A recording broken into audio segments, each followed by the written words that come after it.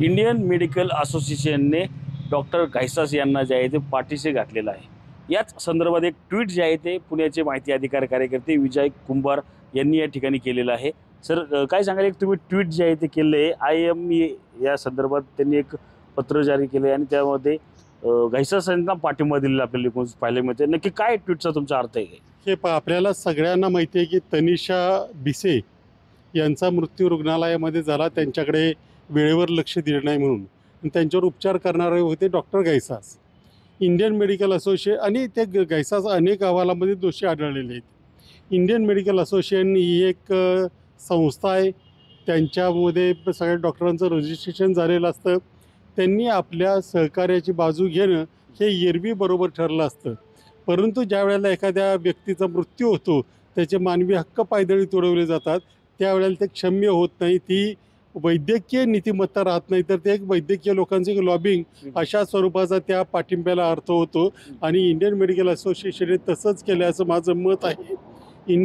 Doctor घायसास चांगले doctor आहेत का, त्यांनी उपचार केले का, योग्य उपचार केला का, याच्याबद्दल बोलण्याला मी काही डॉक्टर नाही, त्यामुळे त्या विषयावर मी बोलणार नाही। परंतु त्या दिवशी त्या तनिषा भिसे यांच्यावर उपचार करायला उशीर झाला, पैसे मागितले। आता त्या रुग्णालयाचे प्रमुख म्हणत आहेत की त्या दिवशी कुठला राहू केतू त्यांच्या डोक्यात गेला आणि त्यांनी डिपॉझिट मागितलं। आमच्याकडे डिपॉझिट मागण्याची प्रथा नव्हती, तरी IME म्हणतं की त्यांनी डिपॉझिट मागितलं, ते बरोबरच होतं वगैरे वगैरे। याच्यामध्ये त्यांनी अशी काहीतरी आपल्या एखाद्या डॉक्टरला वाचवण्याची भूमिका घेण्याच्याऐवजी एक मानवतेच्या भूमिकेतून काही बोलले असते तर ते अधिक योग्य ठरलं असतं, कारण याच्यामध्ये एक मृत्यू झालेला आहे। शिवाय हे रुग्णालय धर्मादाय आहे। मी 3-4 वेळा ती डॉक्युमेंट प्रसिद्ध केलेली आहे की त्याच्यामध्ये त्यांनी नफा नुकसानीचा विचार न करता लोकांना सरकारी दराने उपचार करायचे आहेत, म्हणूनच त्यांना देणग्या दिल्या, त्यांना जमीन दिली, त्यांना इतर बऱ्याच सवलती दिल्या। याच्याकडे IMEने दुर्लक्ष केलं आणि ही बाब माणुसकीला धरून नाही, एवढं माझं मत आहे आणि ते मी मानलेलं आहे। तर आपण पाहिलं तर महाराष्ट्र मेडिकल काउन्सिल जे आहे त्यांनी घायसास यांना जे आहे ते दोषी करत त्यांना एक नोटीस बजावली होती।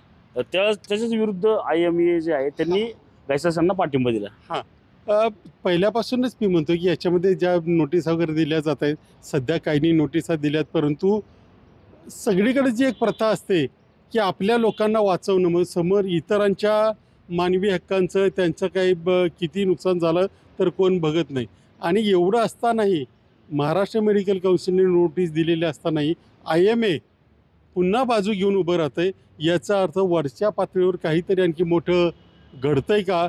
आणि पुन्हा त्या खरं तर विशेषतः आपल्याकडे ज्या कोणाचा मृत्यू होतो त्याच्याबद्दल सहानुभूती असते, पण इथं त्या सहानुभूतीचा सुद्धा विचार केला जात नाही आणि वस्तुस्थिती काय होती याचाही विचार केला जात नाही, तर केवळ आपल्या सहकार्याला वाचवायचं या दृष्टिकोनातून IME वागते आणि ते नीतिमत्तेला धरून नाही, असं माझं मत आहे। रणजित जाधव, TV9 मराठी, पिंपरी चिंचवड।